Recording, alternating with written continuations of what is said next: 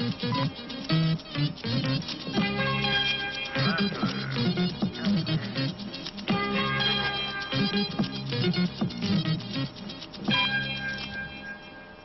20h avec Jean-Claude Mouret.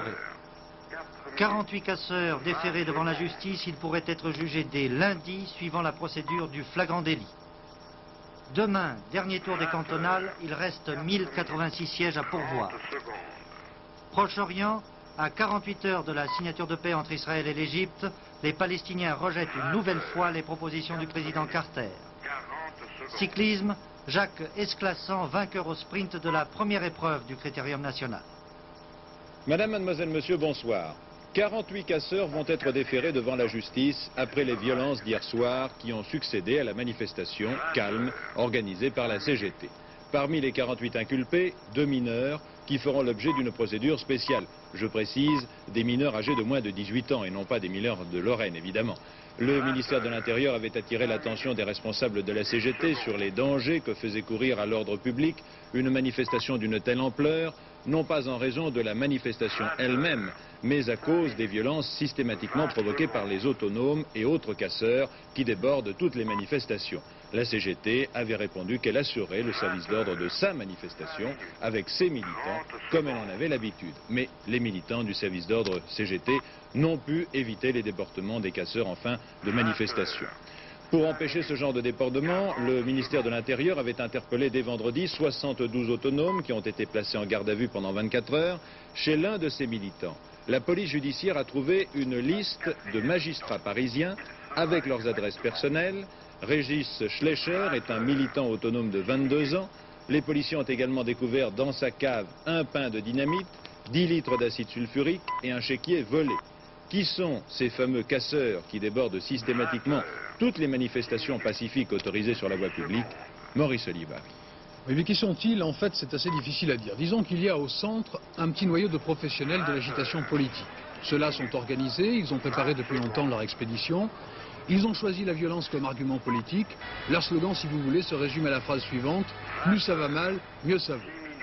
Et puis autour viennent s'ajouter au hasard des circonstances tel lycéen venu là pour se défouler, tel étudiant fils de bonne famille plus ou moins en révolte, tel jeune homme sans travail et qui a trouvé là l'occasion de se manifester sa colère. Bref, on retrouve côte à côte chômeurs et étudiants en normale supérieure. Moyenne d'âge, 20-25 ans. Si l'on regarde maintenant les chefs d'inculpation, certains ont été pris en flagrant délit de vol, d'autres de pillage, de port d'armes, de bris de vitrine ou de violence à agents. Certains ont été interpellés par des policiers en civil, car il est bien évident que pour constater le flagrant délit, le meilleur moyen pour un policier, c'est d'être le plus anonyme, le plus discret possible, d'où cette fois-ci des accusations de la CGT contre l'un d'entre eux. Nous le verrons dans un instant. Alors que va-t-il se passer maintenant? Eh bien, 2 d'entre eux sont mineurs, nous l'avons dit, ils feront donc l'objet d'une procédure particulière. Pour les autres, 2 possibilités. Ou bien le parquet décide de faire intervenir la loi anti-casseurs, auquel cas il risque de 1 an à 5 ans de prison, mais comme tous n'ont pas été interpellés au même endroit et en même temps, comme il n'y a pas eu à proprement parler d'opération commando, l'application de la loi anti-casseurs n'est pas évidente. Ils seront alors poursuivis tel pour vol, tel autre pour violence, etc. Dans tous les cas, la justice de toute façon sera rapide. Dès lundi après-midi, les casseurs seront devant leur juge, à moins qu'ils n'obtiennent 3 jours de sursis pour mieux assurer leur défense, comme ce fut le cas dernièrement dans l'affaire du commando de la gare Saint-Lazare. Souvenez-vous, 2 d'entre eux avaient été condamnés à 4 ans de prison en première instance. Leur peine avait été réduite de moitié en appel. Pour la CGT, les violences, les dégâts, les vitrines brisées, les magasins pillés, les voitures brûlées ne sont pas le fait du hasard. La Confédération Générale du Travail a porté des accusations précises et graves contre le ministère de l'Intérieur. Nous avons surpris et arrêté l'un de ces casseurs. C'était en fait un policier en civil. La CGT, lors d'une conférence de presse, a produit sa carte de police, sa plaque professionnelle de policier et elle a donné le numéro correspondant à son arme de service. Le ministre de l'Intérieur, M. Christian Bonnet, le préfet de police, M. Sommeil, ont vigoureusement réagi à cette accusation. C'est au contraire pour être plus efficace que des policiers en civil s'habillent dans des tenues ressemblantes à celles des casseurs afin de pouvoir les interpeller plus facilement. Cela explique que nous ayons pu procéder à un nombre d'interpellations élevé, a souligné le ministre de l'Intérieur. 160 interpellations qui ont débouché sur 48 inculpations. Lors de sa capture par le service d'ordre de la CGT, le gardien de la paix en civil, M. Lexwan, a failli être lynché. Il est actuellement hospitalisé à la maison de santé des gardiens de la paix, où il a répondu à Alain Schneider. J'ai été commandé par la préfecture de police pour faire un service de maintien de l'ordre en civil, ce que j'ai fait uniquement. Et à un moment donné, j'ai été pris au parti par certaines personnes qui m'ont molesté, qui m'ont saisi mon arme, mes papiers, toutes mes affaires personnelles et de l'argent. C'est à ça. Je n'ai absolument jamais touché à quoi que ce soit. Je n'ai fait que mon travail, c'est-à-dire la recherche éventuelle de justement le casseur. On me reproche d'être de ceux qui cassent, alors que finalement je suis là pour justement empêcher ces gens de casser, protéger les biens des autres et non pas les attaquer. Mais la CGT qui vous accuse prétend que vous étiez habillé comme les autonomes et que des personnes vous ont vu lancer des cailloux ou des boulons sur les forces de l'ordre. J'étais habillé en tenue civile, c'est-à-dire en tenue relativement négligée, puisque je vous dis, ce sont des vêtements qui risquent d'être abîmés, donc je n'allais pas me mettre en costume et je me suis mis en jean et en veston, enfin en une sorte de blouson. Une sorte de blouson qui est de couleur kaki, bon, qui est de couleur verte, c'est tout. Et d'autre part, je n'ai jamais employé de boulon ou autre projectile, ni contre les manifestants, ni contre les forces de l'ordre. Hein, ce n'est pas mon rôle. Mon rôle consiste uniquement à empêcher les gens de tout saccager. Combien de vos collègues travaillent de la même façon que vous? Je ne sais pas, je n'ai pas le recensement exact des collègues qui travaillaient sur cette manifestation, mais enfin nous étions nous deux, un autre collègue et moi-même, qui travaillions dans la même équipe, c'est tout. Oui, donc ce policier confirme qu'il était bien là en service commandé avec un autre de ses collègues et qu'il y avait un nombre de policiers en civil évidemment indéterminé à son niveau puisqu'il ne pouvait pas avoir une vue exacte de l'ensemble de la situation. Lors d'une conférence de presse donnée tout à l'heure, la CGT a maintenu en tout cas ces accusations. La centrale syndicale a décidé de porter plainte, tandis que M. Robert Ballanger, président du groupe parlementaire communiste à l'Assemblée nationale, va réclamer dès lundi la constitution d'une commission parlementaire d'enquête sur l'origine des provocations.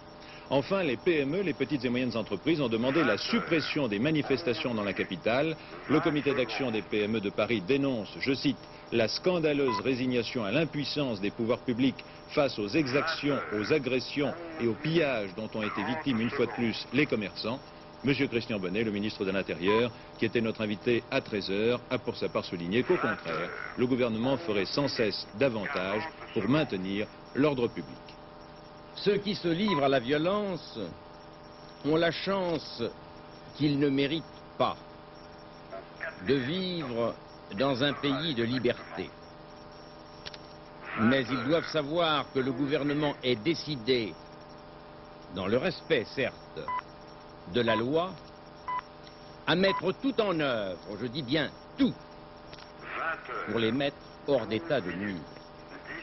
Qui va payer les dégâts commis ? La réponse à cette question est complexe. Les commerçants vont d'abord se retourner contre leurs propres assurances, qui elles-mêmes se retourneront contre la ville de Paris.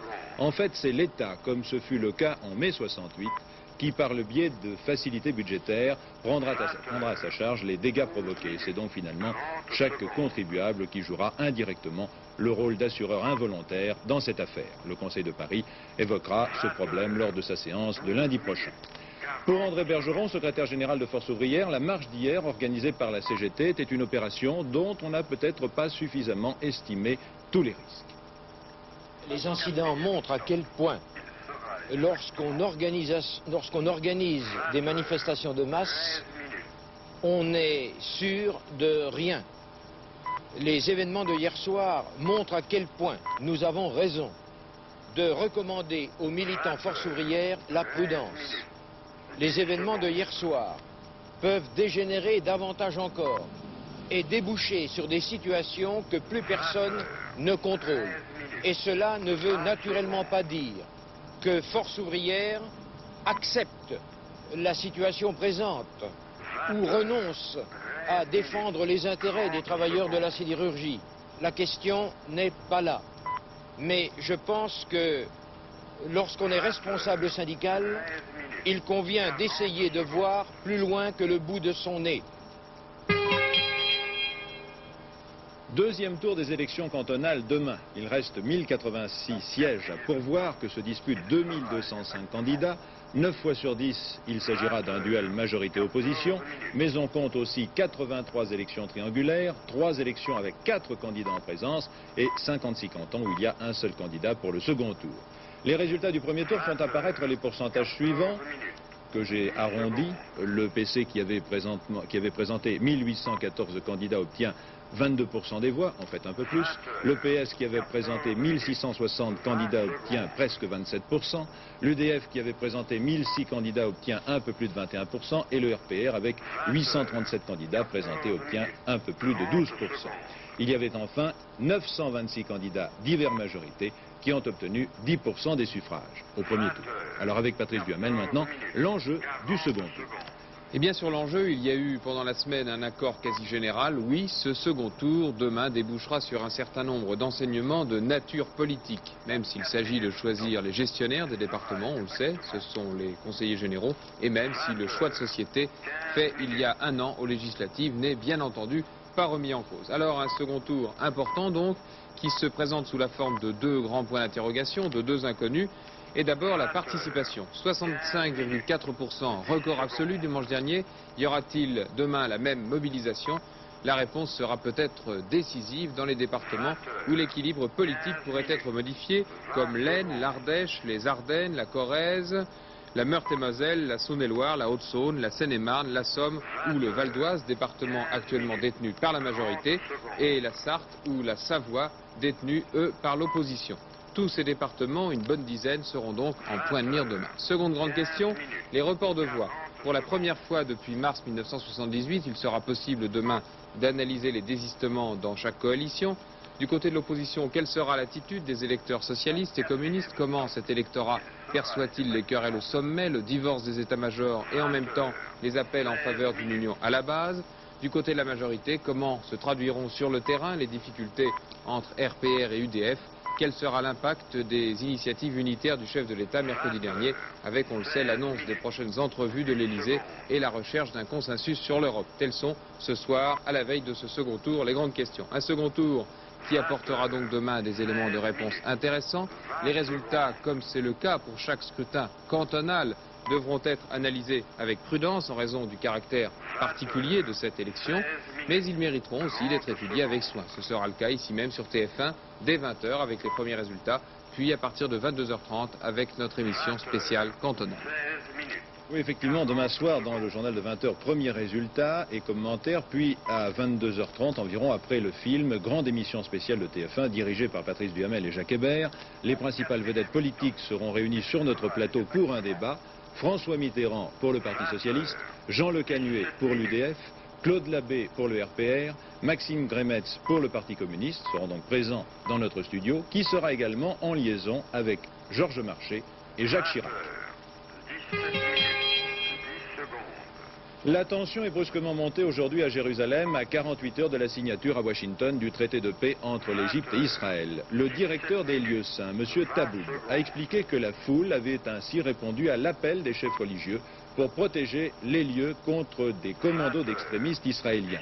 À 6 reprises ces 3 dernières semaines, les gardes de l'esplanade ont arrêté des militants juifs venus troubler l'ordre, distribuer des tracts anti-arabes et essayer de planter un drapeau israélien sur le dôme de l'esplanade. Enfin, le directeur des lieux saints a affirmé qu'un massacre avait été récemment évité lorsque 15 juifs fanatiques étaient venus brutaliser les occupants du Conseil islamique et profaner des objets du culte. Fin de citation. 10 000 personnes en tout cas étaient rassemblées dans la vieille ville de Jérusalem aujourd'hui. On n'avait jamais vu cela depuis longtemps. L'enjeu symbolique de Jérusalem explique cette mobilisation et cette passion. La tension reste donc vive, quelques heures après un attentat revendiqué par les Palestiniens, attentat qui a fait 1 mort et une vingtaine de blessés. Pendant ce temps, aux États-Unis, on prépare la journée de lundi dans une ambiance particulière que nous décrit notre envoyé spécial permanent à Washington, Dominique Bromberger. Ce n'est pas que la presse est lésinée sur les titres et sur l'information. Le Proche-Orient fait par exemple la une des hebdomadaires d'information générale depuis 3 semaines. Mais un bon nombre d'Américains semblent indifférents ou sceptiques devant le traité de paix négocié par leur président. Qu'est-ce que vous pensez du traité de paix qui va être signé entre l'Égypte et Israël? Je ne me prononcerai pas maintenant.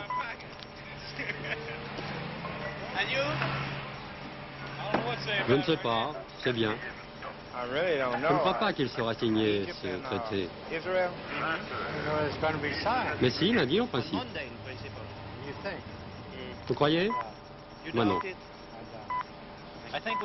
Je crois qu'avec les problèmes qui subsistent et qui n'ont pas été réglés, les conséquences de ce traité seront mineures. Je pense que c'est merveilleux. Ça va mener à la paix. J'espère. Vous l'espérez seulement? J'y crois à 70%. Je n'ai pas de véritable opinion sur ce sujet, je ne connais pas assez pour en parler. Et vous? Moi non plus, je n'ai pas d'opinion.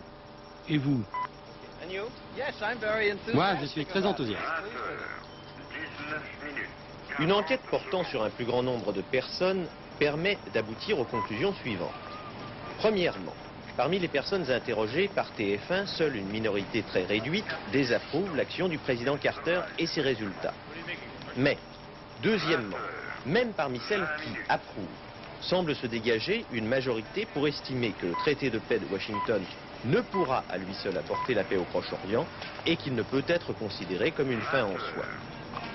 Ce relatif scepticisme se reflète dans le jugement que les Américains portent sur leur président, principal artisan du traité. Au lendemain des accords de Camp David, Carter avait vu sa cote remonter d'une façon spectaculaire. Aujourd'hui, à la veille de la signature de ce traité, 29% seulement des Américains estiment que leur président fait un bon ou un excellent travail. Une remontée d'un tout petit point sur le mois dernier. Dominique Bromberger, TF1, Washington. L'OLP, l'Organisation de libération de la Palestine, a rejeté ce matin la déclaration du président américain. Jimmy Carter avait annoncé que les États-Unis étaient prêts à négocier avec les Palestiniens s'ils acceptaient la résolution 242 du Conseil de sécurité. De son côté, M. Gromyko, ministre soviétique des Affaires étrangères, est arrivé à Damas, en Syrie. Cette visite surprise est sans doute destinée à coordonner les positions diplomatiques de l'URSS et des États arabes à 48 heures de la signature du traité de paix. J'apprends d'ailleurs à l'instant que M. Gromyko a condamné ce traité de paix israélo-égyptien. Avec Gérard Saint-Paul, la redistribution des cartes politiques au Proche-Orient après ce traité de paix qui sera signé lundi, si tout va bien. Il y a d'abord ceux qui sont résolument contre cette paix israélo-égyptienne, à commencer par les Palestiniens, ceux de l'OLP, mais aussi ceux qui, sous leur influence, vivent dans les territoires occupés de Cisjordanie et Gaza. Ils ont le soutien idéologique de l'Union soviétique, sans oublier une aide matérielle et pratique. Yasser Arafat affirme être en contact permanent avec Moscou depuis le début du voyage de Jimmy Carter au Proche-Orient pour arracher cette paix. Soutien, certes, mais on aura remarqué aussi une certaine modération des commentateurs soviétiques qui voient surtout dans la démarche du président Carter au Proche-Orient un retour en puissance de l'Amérique dans la région pour compenser les intérêts perdus en Iran notamment. Contre encore les pays arabes du refus, la Syrie, l'Irak et les autres, qui se réuniront à Bagdad dès le lendemain de la signature. Trahison, traîtrise à la cause de la nation arabe, proposition de boycott pétrolier refusée par l'Arabie saoudite d'ailleurs, promesse à Sadat d'un sort comparable à celui du Shah d'Iran. Entre les menaces verbales et les mesures concrètes, la part ne se fera que difficilement. Curieusement d'une part, mais logiquement aussi d'une autre, lorsque l'on connaît sa dépendance du fait palestinien, Hussein de Jordanie reste très anti-accord. Loin des émotions, examinons le rapport des forces, dit-il. Il y a modéré et modéré dans le camp arabe. L'Arabie saoudite, puissance numéro 1, mais aussi quintessence de ce monde arabe en mouvement, hésite à se couper définitivement de l'Amérique du président Carter, au moment où elle voit celui-ci retrouver une partie du prestige et peut-être aussi de la volonté dont au fond elle regrettait la perte. L'attitude de Riyad sera très importante. Il y a aussi, au milieu de ce baromètre de la paix, les attentistes, ceux qui, comme l'Europe des Neufs, souhaitent ne pas entraver les efforts américains, mais qui entre eux restent très sceptiques. Enfin, il y a ceux qui sont pour la paix, à l'évidence, les signataires, Égypte, Israël, États-Unis. Avec cette nuance, l'adhésion de leurs opinions publiques respectives n'est pas massive, totale. Les craintes et le scepticisme sont grands. Ils savent que la paix sera ce qu'ils la feront, avec beaucoup de risques et d'efforts militaires de la part des Américains. Jimmy Carter propose de négocier avec l'OLP si les Palestiniens acceptent les résolutions internationales des Nations Unies. C'est une première ouverture avant la suite, mais en attendant vont se créer deux mondes à part, ceux qui croient à cette paix et ceux qui n'y croient pas. Le bureau de l'AFP, de l'agence France-Presse à Téhéran, a reçu un message enregistré de M. Chapour Bakhtiar. La cassette accompagnée d'une lettre manuscrite a été postée à Londres, semble-t-il. Cela prouve que l'ancien Premier ministre iranien n'est pas entre les mains de la justice islamique, comme on l'avait cru un instant. Nous avons remplacé une dictature vieille et corrompue par une dictature accompagnée d'anarchie, affirme M. Bakhtiar dans ce message, dont je vous propose d'écouter un court extrait.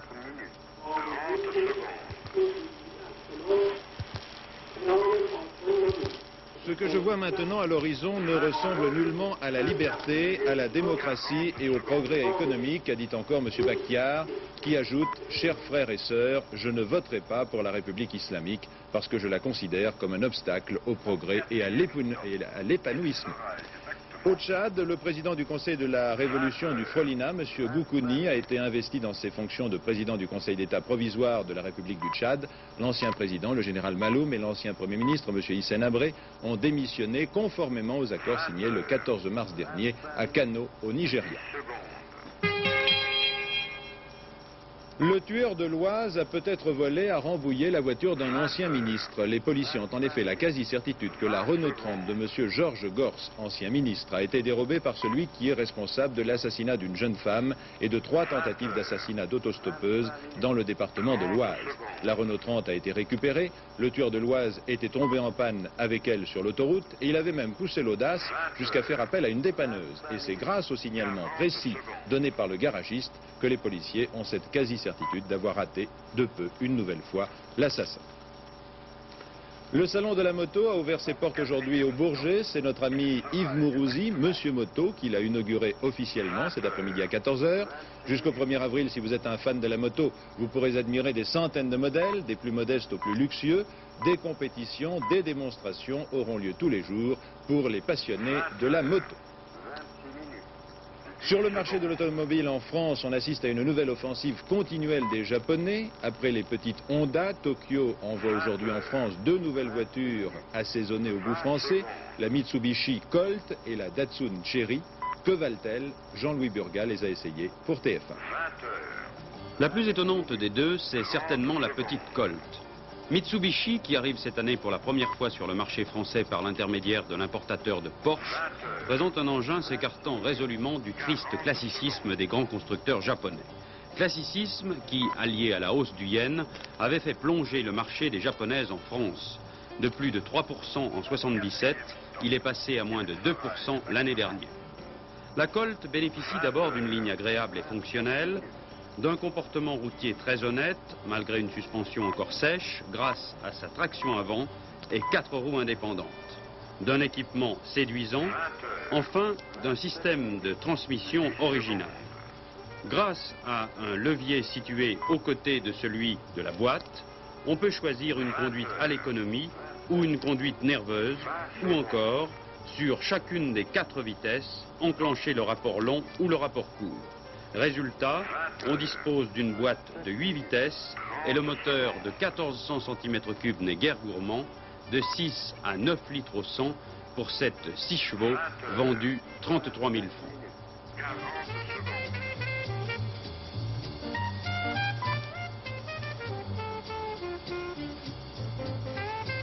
Moins révolutionnaire mais compétitive grâce à une gamme de prix qui va de 26 000 à 31 000 francs, la Datsun Cherry. Ici, le haut de gamme, le coupé 1200 cm3, boîte 5 vitesses. Là encore, le second constructeur japonais Nissan joue la carte européenne, roue indépendante, traction avant. Mais là s'arrête la comparaison, car la Cherry, aussi bien pour la tenue de route que pour le freinage, n'est guère encore à la hauteur de ses concurrentes européennes. La radio en série, la montre, l'équipement très complet, la consommation raisonnable ou encore le système astucieux d'escamotage des sièges arrière pourront-ils compenser auprès de la clientèle française des performances routières encore trop asiatiques? La question est posée. Ce qui paraît certain, en revanche, c'est que les japonaises européanisées sont désormais lancées dans la grande bataille de l'automobile. La page sportive de ce journal, dans Téléfoot 1, tout à l'heure à 22h30, vous pourrez suivre tous les matchs de Coupe de France, tous les buts européens et un reportage sur l'équipe de Tchécoslovaquie, prochain adversaire de la France. Téléfoot 1 avec Pierre Cangioni tout à l'heure à 22h30. Si vous n'êtes pas sportif, mais si au fond de vous-même vous avez toujours rêvé de faire du sport, participez demain au parcours du cœur. Ils auront lieu dans 270 villes de France. Il s'agit de courses à pied que chacun pratiquera à son rythme. L'immense majorité des maladies cardiovasculaires étant provoquées par l'absence d'exercice physique. Pour les Parisiens, le rendez-vous est fixé demain matin à 9h au Jardin des Tuileries. Mais je vous le rappelle, 270 villes françaises organisent ces parcours du cœur demain. Natation et vélo sont maintenant au menu de notre page sportive qui sera signée Alain Escoubet. La première étape du Critérium national cycliste a été remportée cet après-midi au sprint par le Français Jacques Esclassan devant Yvan Bertin et Jean-François Péché. Il s'agissait d'une étape en ligne entre Olioul et Saint-Raphaël dans laquelle aucun des deux favoris, Hinault et Zoetemelk, n'a forcé son talent et ne s'est fait distancer. Les choses sérieuses ne commenceront que demain, avec le matin une étape de montagne et l'après-midi une course contre la montre. Pas de miracle au championnat de France d'hiver de natation, tout juste quelques surprises comme la victoire hier sur 400 mètres nage libre messieurs de Frédéric Sumer ou comme celle aujourd'hui sur 100 mètres d'eau messieurs de Frédéric Delcourt. Un seul record de France battu jusqu'à présent, celui du 400 mètres nage libre féminin par Anne Vial avec 20 secondes de plus que le record du monde. Ce qui se passe de commentaires, tout comme le reste qui n'est que médiocrité, médiocrité, médiocrité. Médiocrité côté météo aussi. Demain dimanche, temps doux mais très nuageux avec des pluies un peu partout. Les vents seront assez forts près des côtes. Vers 23h, le dernier journal avec Jacques Poux. Bonsoir et merci.